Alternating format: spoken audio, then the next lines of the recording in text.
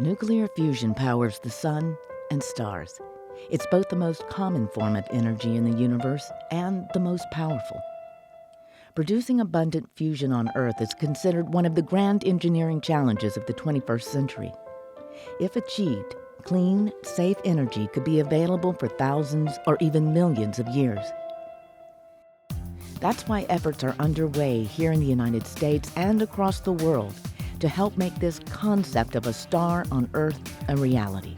The ambitious undertaking is part of the International ITER project, a 7-member partnership with a goal of demonstrating the feasibility of fusion energy while expanding each nation's capabilities. This unique experimental facility is now under construction in France. While fusion power has been demonstrated in machines around the world, the ITER device, known as a tokamak, will be the first to produce sustained net power. ITER is an important next step in creating fusion energy. ITER's real role is to show a sustained burning plasma for hundreds of seconds and to show that we have the energy multiplier, if you want to think of it that way, where the energy we put in will be multiplied by a factor of 10 in terms of the fusion power we get out. General Atomics, an industry partner with U.S. ITER, is charged with building the modules of the central magnet of the tokamak, the superconducting central solenoid, which is the heart of ITER. The ITER central solenoid is really down in the very core, the center of the ITER device, of the tokamak.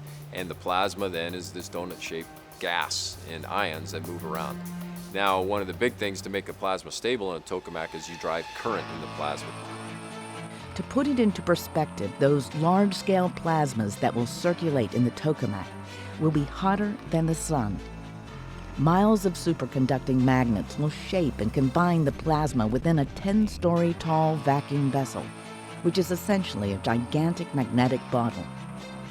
Fabricating these massive central solenoid modules presents formidable challenges for GA, which brings decades of fusion science and engineering expertise to the task.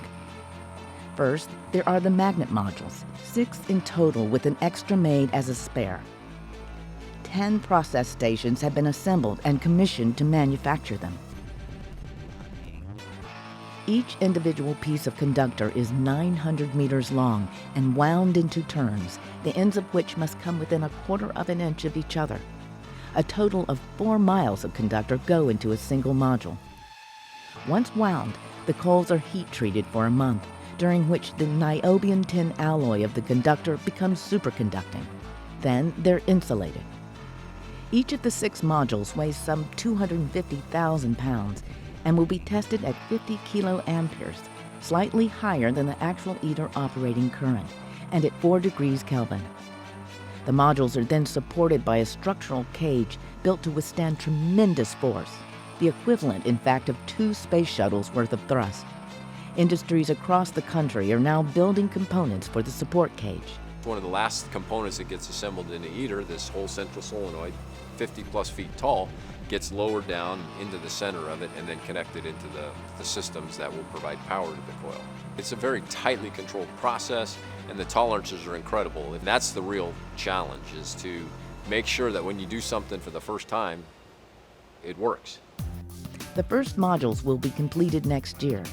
With the fabrication of the central solenoid, the project moves closer to the excitement of tokamak assembly, operations, and the realization of a burning plasma. ITER's been a great learning opportunity and a technology development program. The components that are being made, the technologies that are being used, have never been done on this scale before. When achieved, this experimental fusion device can pave the way forward for the fusion plants of tomorrow. In the meantime, the heart of ITER, the U.S.-made central solenoid, is at the center of fusion's future.